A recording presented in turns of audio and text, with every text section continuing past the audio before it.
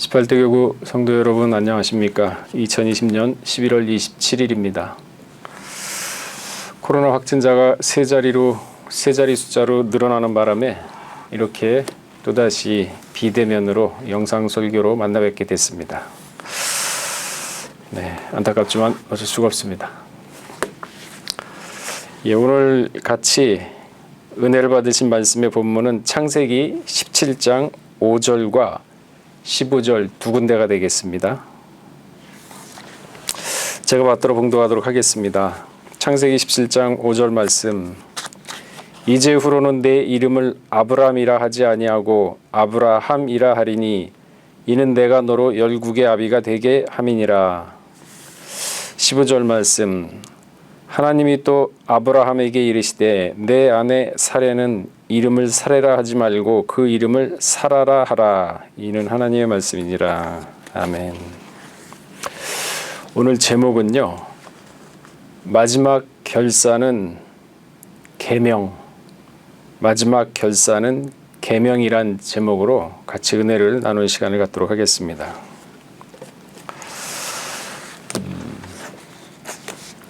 아브라함이 75세에 하란에서 부르심을 받고 가나안 땅에 들어가게 되죠. 가나안에 도착한 다음에 약 10년이라는 시간이 지난 후에, 그러니까 그의 나이 84세에 하나님은 찾아오셔서 횃불 언약을 체결하게 됩니다. 그리고 횃불 언약을 체결한 이후에는 하나님이 침묵하신 후에 그의 나이 99세에 다시 나타나게 됩니다. 그렇다면 아브라함이 84세부터 99세까지 이 기간 동안에 무슨 일이 있었을까요? 먼저 우리가 살펴볼 것은 그의 나이 84세에 횃불 언약을 체결하게 되면서 두 가지 약속을 받게 됩니다.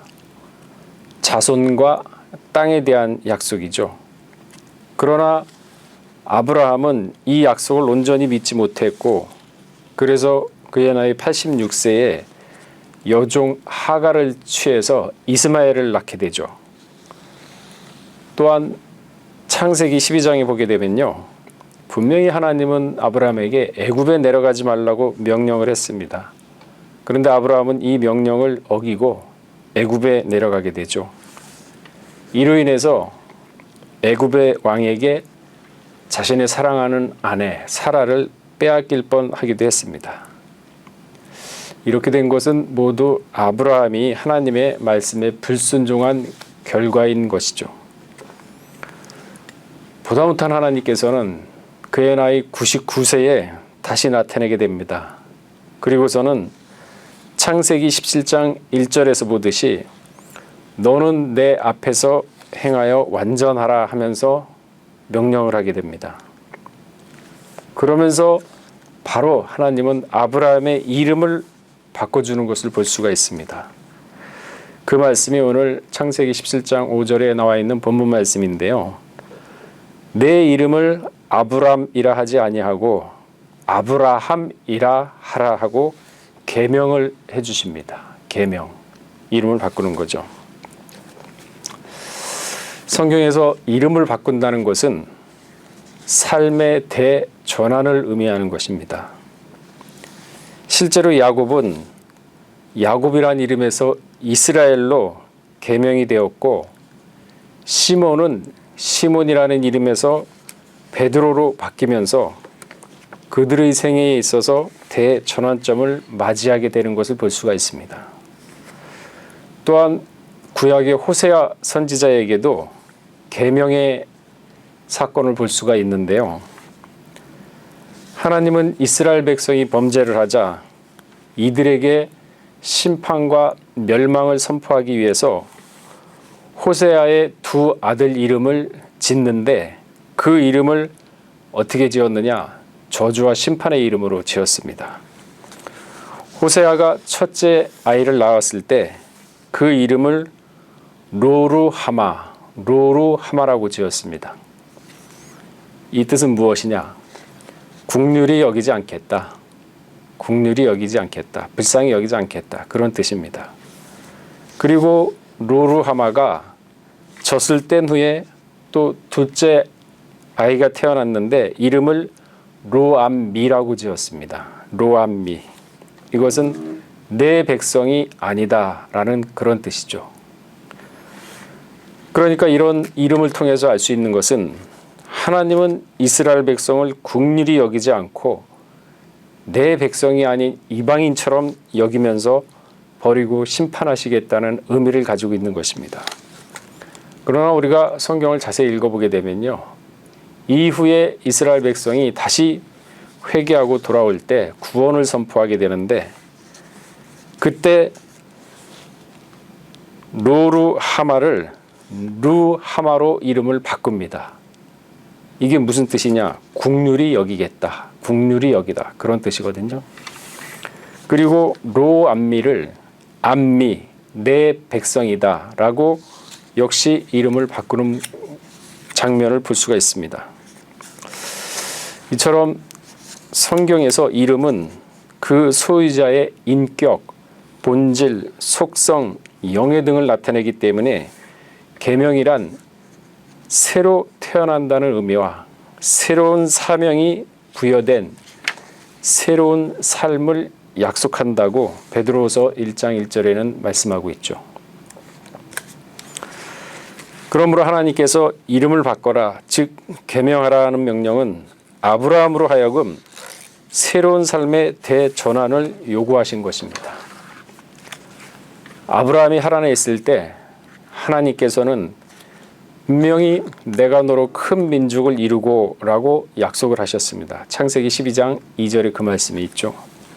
이 약속대로 아브라함은 큰 민족의 조상으로서 모든 삶이 바뀌어야 했습니다.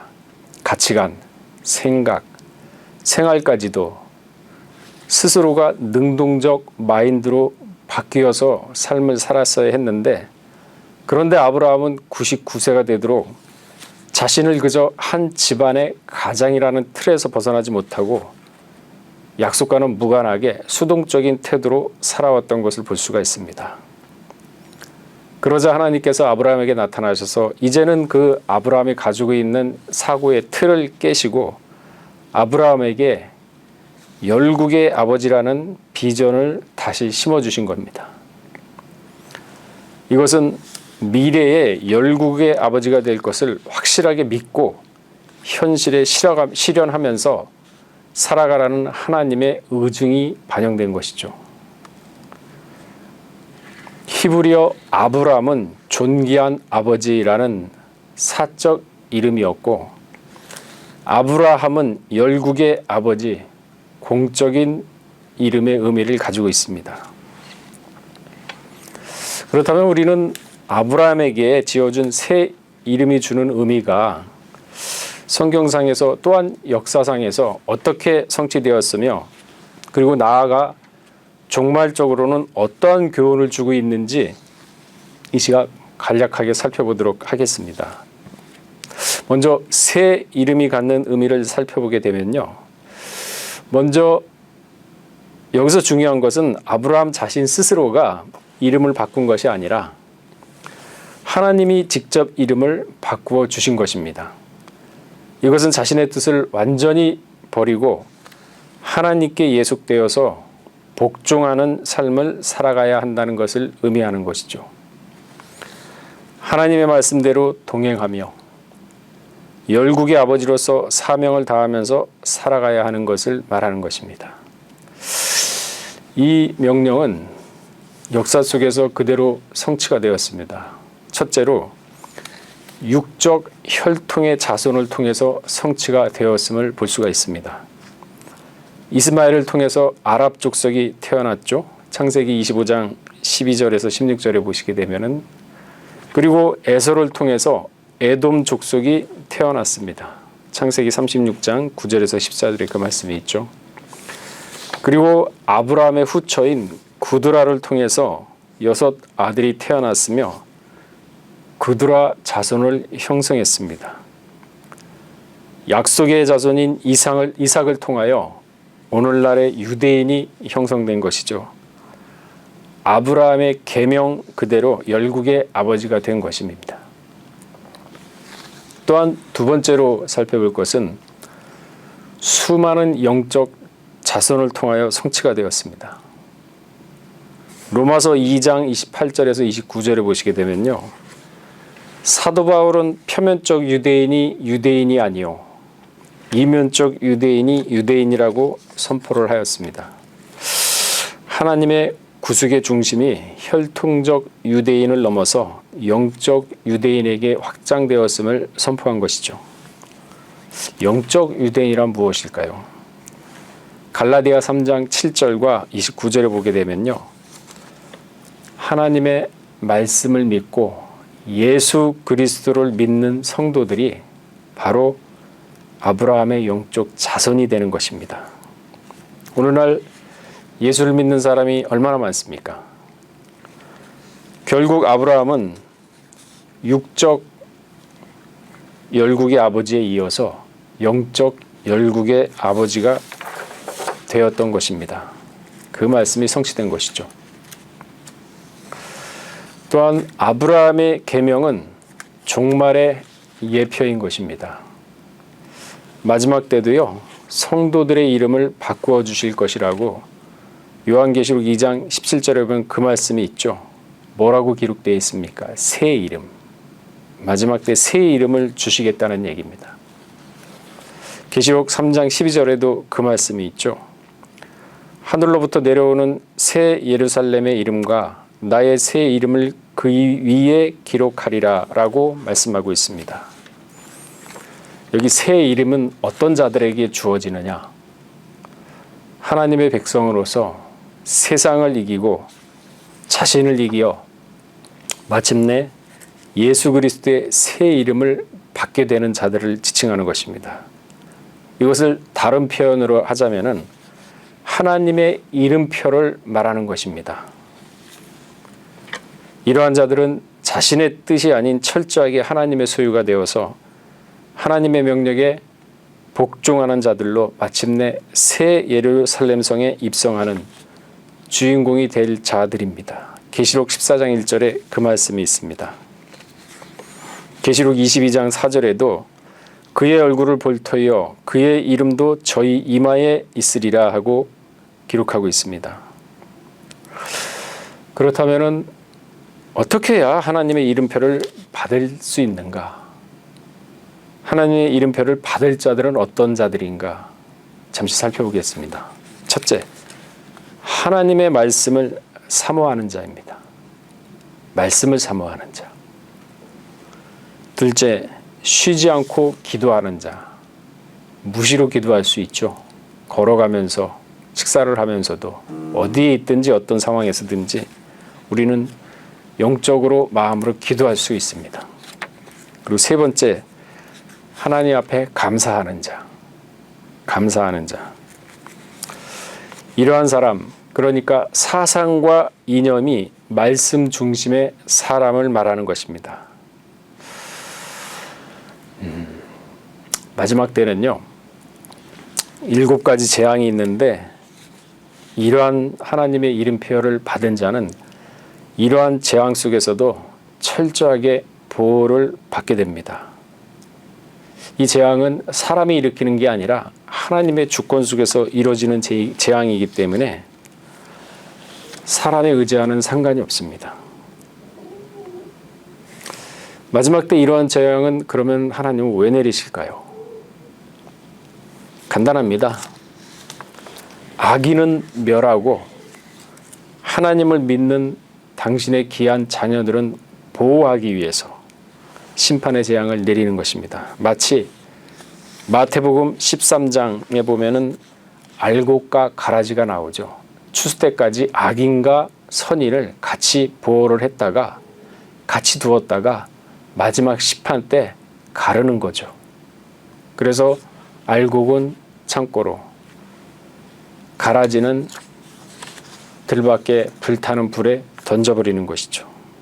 또한 마태복음 22장 14절에 보시면은 혼인잔치에 청함을 받은 자의 비유에서처럼 청함을 받되, 많은 사람이 청함을 받되 그 자리에 있기에 합당한 자, 세마포를 입은 자, 의식 예복을 입은 자만 택함을 받는 거죠.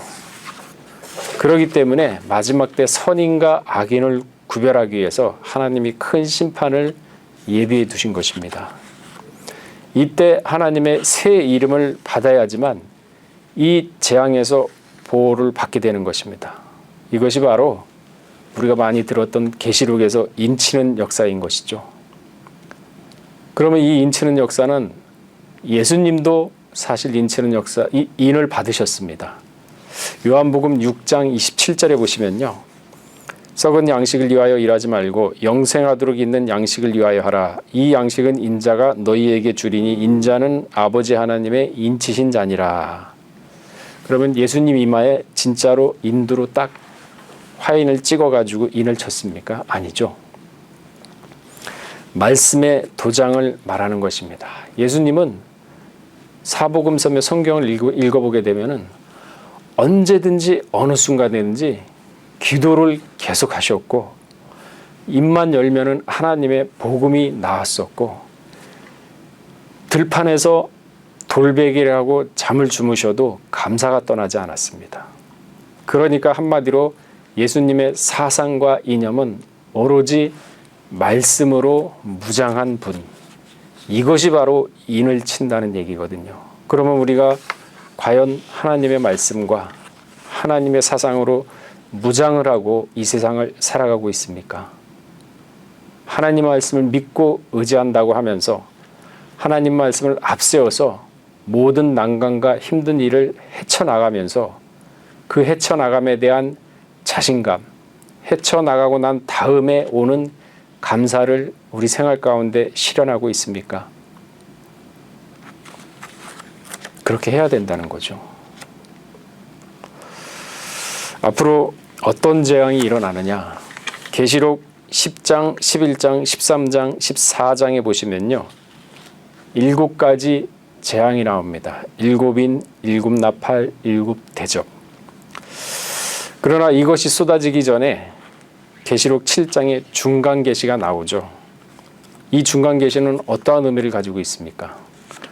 몇 번째인 몇 번째 나팔, 몇 번째 대접이 쏟아질 때 어떻게 무슨 일이 이루어진다. 그렇기 때문에 너희는 이때 하나님의 인을 받아야 된다 하면서 자세하게 나와 있는 게 계시록 7장이죠.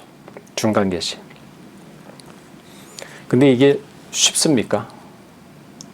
훈련과 평상시에 몸에 체화가 되지 않으면 힘듭니다. 왜? 마귀가 이제 전 세계적으로 경제권을 다 쥐어 잡습니다. 장악하고 있기 때문에 자신이 편이 아니고 자신의 무리에 들어오지 않는 사람은, 그러니까 자기 마귀의 표를, 이마의 표를 받지 않는 사람은 아무것도 사먹지 못할 때가 온답니다. 차도 못 타고, 어린애가 있는데 배고프다고 먹을 거 달라 그러면 부모 입장에서는 어떻게 하겠어요? 가서 굽실거리고 가서 예수 부인해야 되고 하나님 부인해야 되고 교회 부인해야 되고 성경 부인해야지만 먹을 것을 주고 차도 운전할 수 있게 하고, 그런 시대가 온다는 거죠. 이게 가능하겠습니까? 이겨낼 수 있습니까? 그러면서 마귀가 계속 불신의 사상을 사람들 머릿속에 심어놓는 겁니다. 이것은 마귀가 인을 치는 거거든요. 이거는 어떻게 성경에 표현됐느냐? 666 짐승의 표로 표현되어 있습니다. 그러니까 짐승의 표가 없으면은 우리 편이 아닌 줄 알고 마귀가 아무것도 못하게 해요. 살아갈 수가 없는 거죠. 그러니까 모든 사람들이 마귀에게 굴복할 수밖에 없어요. 이럴 때 하나님께서 말씀하시기를 하나님의 계명과 또 예수의 증거, 말씀 지키는 자가 여기 있다 하면서 분명히 얘기하고 있죠. 이런 환난 가운데서도 하나님의 계명과 예수를 믿는 증거를 잃지 않고 하나님 말씀으로 평상시에 무장을 했던 사람들, 말씀을 굳게 믿고 지키면서 눈에 보이지 않는 그러한 신령한 만나를 보고서 먹는 사람들이 이 환난 기간 중에는 구별돼서 있다는 거죠. 끝날에 모세는 보이는 양식을 줬지 않습니까? 그런데 마지막 때는 하늘의 양식을 줍니다. 그러니까 짐승한테, 이 마귀한테 끝까지 굴하지 않고 이마에 그리고 손에 사단의 표를 받지 않고 그런 자를 위해서 먹이기 위해서 만나가 준비되었다는 거죠. 근데 하나님이 딱 위에서 내려보는데 그저 목숨 구걸하고 먹고 살겠다고 짐승한테 5만 가지 아양을 떨고 예수 믿는 거 후회하고 예수 믿는 거 저주하고 신앙생활 후회하고 저주하고 도리어 믿는 교인들한테 가서 그거 왜 그렇게 교회 생활을 하느냐. 그러지 말라. 나도 열심히 믿어봤지만 아무것도 없더라. 이 새끼 먹여 살려야 될 거 아니냐. 사람이 일단 먹고는 살아야 될 거 아니냐. 마귀한테 동조하고 예수 부인하면은 잘 먹고 잘 살 수 있다. 어떻게 하려고 그러냐. 이런 사람들이 앞으로 부지기수하게 나오거든요. 교회고 뭐고 예수고 다 필요 없다. 현실 상황에 그냥 먹고 살면은 족하다 하면서 마귀한테 다 승복을 합니다. 그러니까 하나님이 이름표를 다시 말해서 하나님의 인을 받지 못한 사람은요. 다 굴복하게 되고 다 절하게 되어 있다고 하나님이 미리 말씀하시는 겁니다. 그러니까 웬만한 신앙 가지고 이거 견뎌낼 수 있습니까? 우리가 생활 가운데서 조그만 어려운 일을 당하도 어떻게 할까 벌벌벌 떠는데 하물며 이렇게 큰 시련이 닥쳐오는데 이겨내기 위해서는 어떻게 해야 되겠습니까? 계시록 13장 15절을 보시면요. 그 말씀이 있죠. 짐승의 우상에게 생기를 주어 그 짐승의 우상으로 말하게 하고 또 짐승의 우상에게 경배하지 않은 자는 몇이든지 다 죽이게 하더라. 이런 시대가 있다는 거예요. 곧 저가 모든 자, 곧 작은 자나 큰 자나 부자나 빈궁한 자나 자유한 자나 종들로 그 오른손에나 이마에 표를 받게 하고 아까 말씀했죠. 쉬지 않고 기도하는 사람, 말씀을 사모하는 사람, 감사하는 사람, 그러한 사람은 괜찮습니다. 보호를 받습니다. 그러니까 평상시에 이러한 훈련을 통해서 마음 육비에 새겨져서 자연스럽게 행동과 사상이 일치가 되어야 하는데 그렇지 못합니다. 눈에 보이는 것에 다 무너집니다.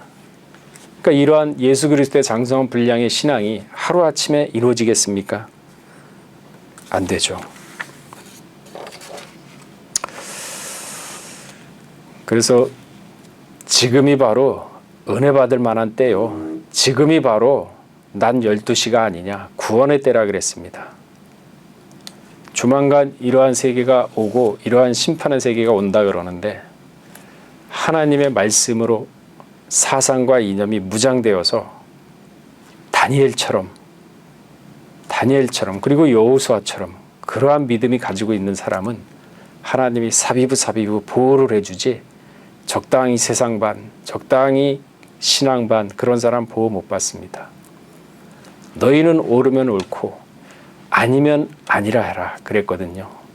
죄에 대해서 옳고 그름을 분명히 하고 죄를 버리고 선악을 취하는 그러한 영적 분별력이 있는 우리 18대 교구 성도들 모두가 되시고 또한 그러한 영적 분별력으로 예수 그리스도의 장성한 분량까지 오를 수 있는 영안을 가지시기를 주의 이름으로 축원하겠습니다. 부지런히 말씀을 상고하고 그리고 무장해서 우리는 끝날을 대비해야 됩니다. 계명 새 이름이죠. 하나님의 인을 말합니다. 다시 말해서 말씀의 사상과 이념으로 무장되어 있는 것이 바늘끝 하나 들어갈 틈이 없을 정도로 완벽 무장되어 있는 것이 바로 하나님의 인인 것입니다. 2020년도 어느덧 한 달여 남짓밖에 남지 않았습니다. 시작한 지가 엊그제 같은데 벌써 1년의 끝자락에 도달해 있습니다. 이런 말이 있죠. 연초보다 연말에 더 발전된 자신의 모습을 발견했을 때 가장 행복함을 느낀다고.